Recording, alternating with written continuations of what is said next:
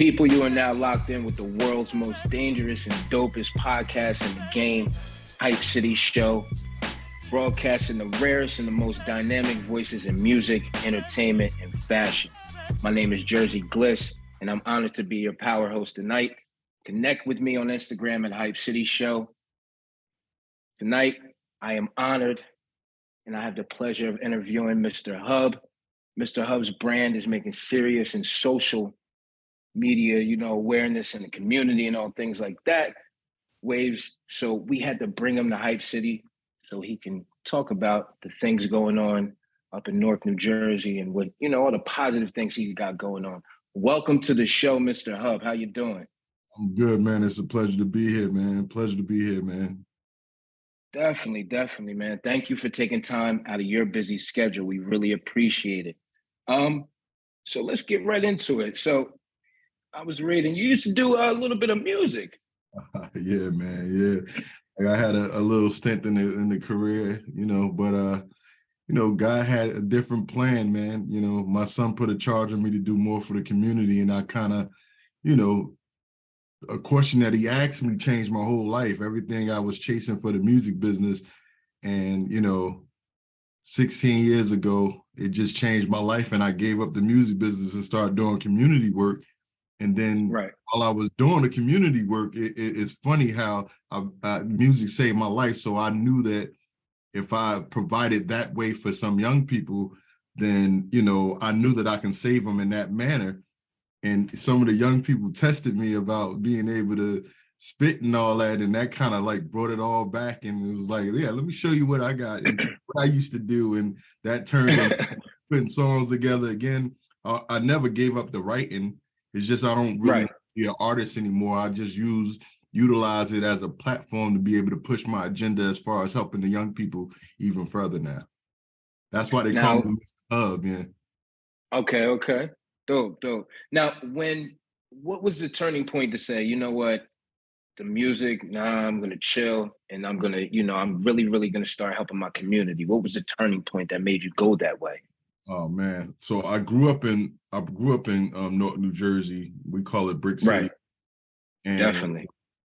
I'm used to what happens in the city of Newark, but my children's mother is from Broadway, is a little more suburban, and she always feared Newark, right? So it became this running joke about Newark, and I would always defend Newark. And we had two sons at the time, and she just would never let me bring the kids to Newark. And I finally convinced her to let me bring them to Newark for this cookout that we was going to. Right. Hell broke loose, man. Like I'm coming across Bergen and Clinton. Do you know Newark at all? Yeah, I know it a little bit, yeah. So I'm coming across Bergen right before you get to Clinton Avenue, and we at the stoplight, and these guys was beating up on another guy right in back of my car, man. And my son's witnessing this whole thing, seeing blood everywhere. And at one point, one of the guys pulled out a gun. And my son said, Dad, he got a gun. So at this point, I'm really just trying to get my sons out of harm's way. And I get past the light. I seen the cop on the next corner, told the cop what was going on. But what happened was, while I'm telling the cop what was going on, we heard a gunshot go off. So now the cop zoomed back there, but something inside of me exploded because I was embarrassed that they were seeing what their mother was talking about all this time, right? So I'm yelling and screaming at my sons, don't ever let me catch you in these streets. You see what just happened, blah, blah, blah, blah, blah, blah. My 14-year-old son says, Dad, you always talking about being part of the solution, not the problem. What are you doing about it? And after all that ranting and raving I just did to him, he caught me, and I didn't have an answer. And when I didn't have an answer, it felt like my son had just called me a hypocrite. And that didn't feel good to me. The crazy part is we got down the street where we was going, and I apologized to them, and I made a promise to them that I would never be in a situation ever again as a parent to not be able to answer the simple question of what am I doing for my community that they got to grow up in. And I started a nonprofit, turned everything I knew from the music business into this passion of helping our community. And 17 years later, here I am. But it's just crazy, from the mouths of babies, my whole life changed, and here we are today. Like now I'm back into music, Yo, but doing a nonprofit and, just really making a change in my community. that's a super dope story because it's like, I'm a parent too, and I always say, the things I went through when I was, a little bit younger, I never want my son to go through. And it's like, your son seen this happen and they like stumped you and you're like, you know what? Yeah, I'm now I'm gonna make a change. Like, what I mean? It's crazy that that situation turned into this, but it's a good thing though. 17 years later, now you got an award show. You Right. know what I mean? Like at the Prudential Center. Yeah. And you're helping the community out, and that's a positive. That's super dope, man. So like I was saying, you got this award show coming up Yeah. at the Prudential Center, right? Let's Yeah. fast forward a little bit and talk a little bit about that. That's super cool that you got it in a nice venue. That's super cool, man. Talk a little bit about that. So if I can give a little bit of background first, the reason what brought me to even wanting to do the award show is for the last 11 years, I've been doing this work for 17 years, but for the last 11 Right. years, I built a center. It's called the Hubb Arts and Trauma Oh, Center. the Hubs. Right. Right. And Hubb stands for Help Us Become Better. But throughout these 17 years, there have been a lot of like icons that have just been, mentors to me and just showed me. Remember, I got into this, gave up the music business and got into this nonprofit, and I didn't know what I was doing. I just wanted to Right. serve, right? But I seen these models, these icons of people that was just doing the work, and I learned from them. They mentored me, and I built my center for the last 11 years. I turned a dilapidated 9,000 square feet of dilapidated space into a safe haven for young people to grow up in, right? So through those years, I kept seeing these legends, and unfortunately, these legends that taught me the game were dying. They were dying off. Right. And about 6 years ago, I said to myself, I want to do this award ceremony where I wanted to give them their flowers. I want before they pass away and stuff like that. And it just didn't happen. So I really got the opportunity this year, and I said, I'm doing it. I'm making sure that I do this because, I want to give these people their flowers before they're gone. But what I wanted to do even bigger is I wanted to pay homage to them, to the ones that we have lost. But I also wanted to honor people who I seen that was embodying the work that these legends had taught us, right? So I put it all together. I'm honoring a lot of people that just, they unsung heroes. They did champions of the community that nobody really see or award. So I wanted to let them know we see them. Right. My love is frozen a little bit. Just want to let them know we see them. It's going to be big at the. We good? Okay, we good. It froze a little bit. So what was you saying again? You were saying you was helping, you wanted to give these people their flowers, right? While they were still here. Give them their flowers. Right. And that's what it's about, because sometimes these people don't ever get their flowers, and people don't say, "Hey, man, we like what you were doing out here." Sometimes these people don't get to hear that when they're here. So it's cool that you're doing that, giving them their flowers while they're here. Because a lot of people don't be doing that. Nah, man, it means a lot to me, man. That's my birthday too. So like I wanted to do it on my birthday and honor these young people because I wanted somebody to do that for me, right? I wanted somebody to tell me that I was doing the right thing, that they seen me, right? Because I wasn't doing this for money, like I started in 2006 and didn't get my first grant until 2017. So a lot of the money just came out of my pocket. But I never missed a beat because I cared about what I was doing, and I was driven to prove a point to my sons, like that I would never right. You was like, yo, you're basically like, yo, I'm going to show y'all I'm about to show this. I'm going full blast. That's right. That's right. You on that. And we made a big difference in our community, man. So like I proved them right. I proved them that I could do it, and watching these kids grow up in the Hubb, like they growing up in the Boys and Girls Club or these other places, man.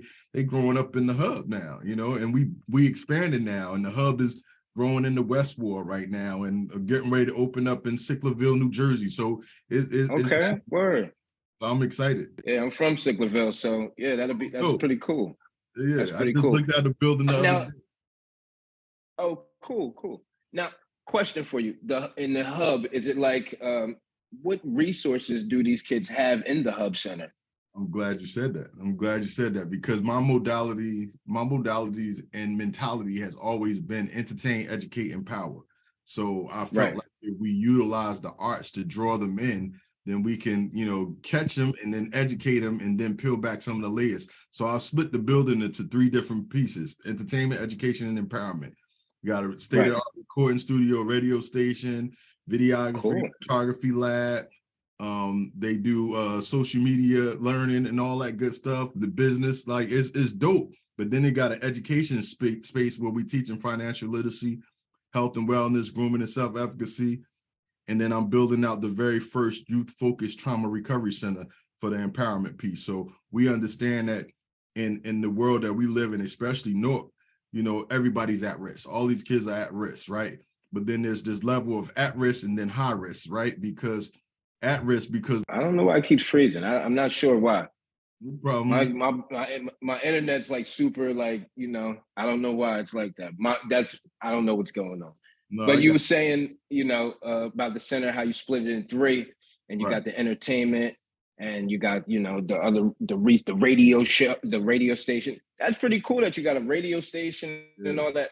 Yo, it sounds like sort of like this thing out here. It's called like Rec Philly, but it's not like it's like basically a space you can go to and record and do things like that. But that's Yep. pretty cool though.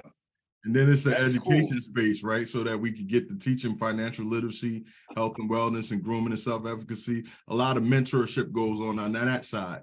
And then we're building out Right. the very first youth-focused trauma recovery center to kind of peel back the layers because we understand with the work that we do, I hire social workers because by the time you bring the young people in, you start realizing that there's some things that's going on in their world, right? And mental health is real, right? So we live in underserved communities, and most of our kids are growing up in at risk. They're at risk already because they don't have everything they need, but then they Right.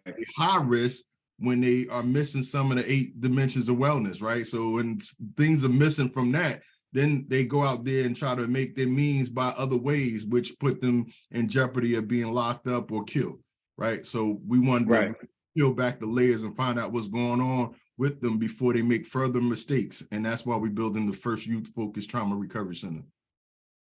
That's super dope, man. That's a dope thing you're doing. That's great. I like everything that you're doing because, like I said, I've been through stuff and I always talk to younger people than me that, because a lot of these kids, they get involved in gangs and all types of stuff. And there's nobody older to say, yo, it ain't it. You know what I mean? And hey, you can do this and you can go be this. And you know what I mean? And there's a place where you can go and have a safe haven and actually learn some good things that can help you out, and later on in life. That's Right. super cool, man. That's super cool. So like I said, let's talk about this awards Mm-hmm. that you have going on at the Prudential Center, March 9th. Yes, sir. Definitely everybody go check that out. Explain to everybody what that is, what you got going on there. You got some performances, you got a lot of awards that you're giving out that day. A lot of Can you awards. name a few? Yeah, man. Like, so we got the Lifetime Achievement Award, Amiri Baraka. I named the awards after the legends, right? So it's Right. 13 legends that have passed away that I'm paying homage to. So each one of the awards is named after the legend and something about them that made them the legendary people that they are, right? So Right. now these young people that are being awarded, they get to embody that work. They get to see the legend. So their families are coming together and paying tribute to them. So we created these videos of the families giving tribute to them. And now these young people, the unsung heroes, get to see like, oh my God, I'm getting awarded after a street doctor. Like the street doctor Right. stayed in the street and worked with the homeless and all that good stuff. On the Move with God is his award, right? So I'm honoring young people and community people that just really don't stop, and they lead with the mindset on the move with God. So it's stuff like that, but it's set up like a Grammys in Newark. So it's not Okay. school type sit down, it's audience type style with a presentation, with performances and the awards, right? And then I got Leah Janae performing from the Four, I got Do It All from the Lords of Underground performing. I got Yeah, I know Do It All. I got some heavy hitters that's just gonna be, local heavy hitters that's paying homage to what it is that we do and how we've done it. And Naughty by Nature, of course, Tretch and Vinny have like really paid homage to Qasim Samad. He's a big legend in our in our area who created a studio, Mad Bay Studios, that everybody went to. Even me growing up, I was going to his studio. So, and he passed. Okay. So we honoring him, and Tretch and Vinny, gave big shout outs to him. They coming out too, just to be able to pay homage to him. So it's That's stuff cool. like that. That's dope, man. That's Mm-hmm. super dope. Now, the attire for this, is it like, suited up, black tie? What we doing for this? It's not necessarily black tie, but it's get sweet. Let's like Okay, dress okay. up, the young people putting on some threads. I wouldn't call it black tie because I wanted the young people to feel comfortable in their space, to still be them, be their authentic self, and come, but dress it up a little bit, So it's gonna be a fun experience that night. Okay, yeah, that's super cool, man. Now, what's the future for the Hubb? For the Hubb, what's the future for that? Expansion, man. Expansion, like, the original idea was to be what the Boys and Girls Club is and more, never taking anything away from the Boys and Girls Club, but I didn't feel like it was enough to keep these kids engaged today, right? So music, the videography, the mentorship, all of those things that we do at the Hubb keep them engaged, keep them coming back. And what I'm doing right now is really focusing on hiring the young people and coupling them with credible messengers, right? The ones that's out here making the bad decisions, coupling them up with credible messengers and letting them learn how to save themselves. So we've been mastering how to have these young kids go out here and de-escalate situations before they happen, right? Because they know where the troubles happen. They know what the hot spots are. They know when the problems jump off. So if you teach them peer mediation and how to talk to their friends and talk them down from doing something crazy, then you save a life. And in 2022, we had like 97 de-escalations that the youth handled.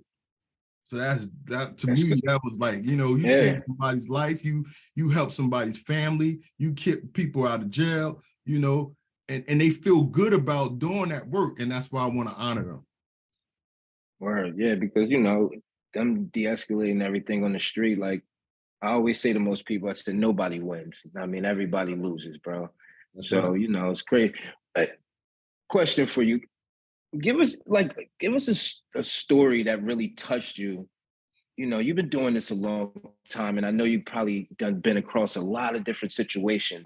But there had to have been this one situation where you're like, man, this is why I really, really do this. Like, can you give an example?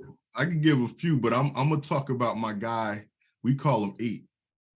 He runs New Direction, and this was a young dude that I seen tearing up the streets, tearing it up, and like he decided to change his life, and I hired him at the Hubb, and we put money in his pocket, but he's leading the youth and the adults high-risk interventionists, right? He's leading them. I'm talking about a dude that tore the streets up and now changed the mindset right now.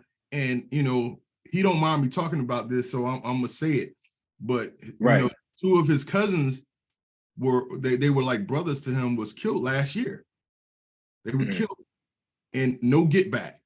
As a matter of fact, he had his family and his goons to step back and no get back. That to me, that was that was big because of somebody that was used to getting get back and was like, nah, if I can stop, then you can stop, right? And Right. so now he's leading these young people and teaching the young people and teaching these other group credible messengers of new direction to, nah, that's not what we doing, man. Him and Tut run that, but I hired them and they work directly with the Hubb to be able to teach these young people how to say themselves, man. So Right. it's big for me. That's a great story for me because I see the change. I see the change in Right. him, and then now it's infectious because he's helping other young people realize that same potential that they have to be great if they just take a chance on themselves. Right. Because you got the one. You got the one, and it show if that, and they're looking like, man, if he got to him, and That's now right. he changing people, like you got to that one. What does your son say now? Oh, What does your son say to you now? it's funny. It's funny because I just had this conversation earlier today. Like they grown now. He's 31. The 14-year-old Okay. at that time, he's grown now, and we have these conversations now. And he like, I love what you've done. I love it, right? But then there's this deeper conversation where we shared you with the community, and we wish we would have had a little bit more of you as our dad. Okay. And I'm like, whoa, like, damn, man, like, Right. Yeah. try my Yeah. best to be, do keep my promise to you Both. and Yeah. all that. But I understood what he was saying because, like me running the business and learning the business and not getting no money for the business, it was hard taking care of the family at that point too, because Right. I was out there trying to raise this center up to be what it needed to be, but I was neglecting being the best dad I could be to my own. So now Right. that have us had these man up conversations with him, and he understands it. But now I just really try to instill in him all of the great things that I've learned in the past so that he could be a great dad, and don't make the same mistakes I made. Right. Now, and when the times was rough, and you wasn't making any money, because most, people that do this, they definitely go through that time. And some of them say, I'm done with this. Some of them say, nah, we're going to keep pushing. What made you keep pushing? Because I know times got super rough. You got kids, you got family, you got bills, you got this. And when you're not when you're not making another income and income is going out but not coming in, it gets a little crazy. What said, it got so crazy, man, that I never got discouraged, man, because I just believe right, God had put me in this position, to survive Newark, right? To have this level of understanding that, most of my friends didn't have, right? Because I grew up, I was smart. I was homecoming king. I was, straight A student, but I hung around with all of the bad dudes, right? And a lot of my right, friends didn't make it. So I was watching people die, but I was also watching us save lives at the same time. And my passion switched from doing the music to putting my all into this. And then, I put so much of my own money into it. I was like, oh no, God didn't put me in this to let it fail. And look what right, happened now. You know what I'm saying? So it right. took You kept with it. a minute, but it's built now, and the proof of concept is now so strong that other people in other cities are now coming to Newark and seeing what we're doing in Newark and wanting to build what we built in their cities and states. We just had 30 mayors from across the country come to Newark on this past Monday, right? Just to Right. see how we do the community-based violence intervention. I'm glad we got a progressive mayor that just really gives a damn about our community and fights really hard and creates situations for dollars to be able to come in for us to do this work. So that allows us to be able to do it. So that kept me like, okay, you can't give up. As hard as it was, you got to keep pushing. You got to keep pushing. And I'm glad that I had the wherewithal to keep pushing when there was no dollars. Definitely, man. Super dope, man. I love what you're doing up there. That is super cool. Because most, just most people they don't they get money or they become rap stars, and some of them just leave their town and never come back and tell these kids these things like, yo, do this and do that. So um before we get out of here, I want to ask you this real quick. It's kind of like a hypothetical question. I always ask people this. You're a music guy, so you might be able to answer this question. So say that the world is going to, it's just going to haywire, right? Right. we in Newark, we chilling, and you get a call from one of your friends, and they say, "Hey, man, yo, I know you like some music, but we're gonna be shutting down because it's getting a little wild. But you can come down here and get 3 albums. What 3 albums would Mr. Hubb grab?"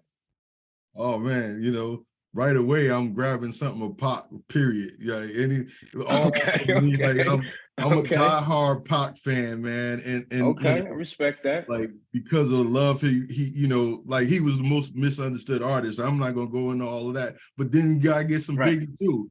And I'm a Okay. lyricist person, so Jay-Z, I just those three Mm. right there just kind of like, keep me like all right, like when I did Okay. battle rap and all that stuff, I was Right. scared of the lyricist, so I'm always listening to lyrics and stuff like that. Right. So it got to make sense to me. So them three right there keep me going. I don't want to leave Nas out, but The honorable mention Nas. We'll do honorable mention got Nas then. gotta honorably Got mention you. I him, got you on man. that. So it's You, those three, and then if I could throw in another honorable KRS-One and then Rakim, they just really just they molded all, me into yeah. the artist that I am. Yep. You still keep sharp on the bars. I try, man. You know, I got to keep it sharp because like right now, like I'm big on not trying to be the artist, right? What I'm just trying Right. to do is create this platform that I can keep these young people engaged and show them that there's a different way to doing things, right? So because I got a voice as a mental health advocate and a leader in my community, I get to travel, and be in these spaces. And I can now use the music as a platform to grab the young people. Like today, I did a celebrity read this morning at George Washington Carver in the city of Newark with 8th graders. Right. And it was rough, right? It started off rough. They just wasn't trying to hear nothing I had to say. And what I ended up Right. having to do was throw on one of my songs, right? And throw it on the video. And they was like, "Oh, that's you?" I'm like, "Yeah, that's me." And they looking like, Now "Oh, they're like, oh, okay. yeah." So that kind of leveled the playing ground. So then we can have a conversation. So I use the Right. music in a way to be able to create these platforms that these young people listen. Definitely. You're at the Hub Center, does any of the kids ask you to spit some bars for them? Oh, they be doing it all the time, but I step back because they want to hear the.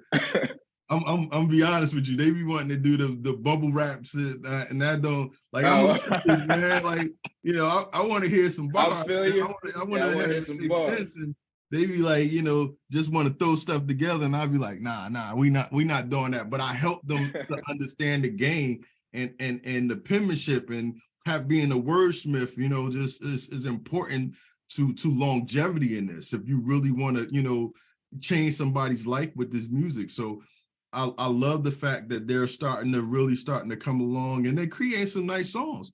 We just landed 2 songs on Bruce Willis soundtrack, man. So, Oh man, y'all doing big things up out oh of man, that his out of the last Hub. movie, man, his last movie is getting ready to drop, and we got 2 songs on his soundtrack that we hoping that it really do some justice for the organization. That's dope, man. Well, yo, man, I really, really thank you for taking time out of your schedule. This was a dope interview.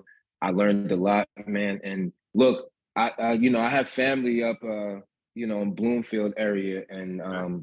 definitely, if I come up that way, I would love to come by the Hub Center and check it out, and Please. definitely meet you in person, and see what everything's going on. And even if I could say some encouraging words to the kids, man, I'm down for that too.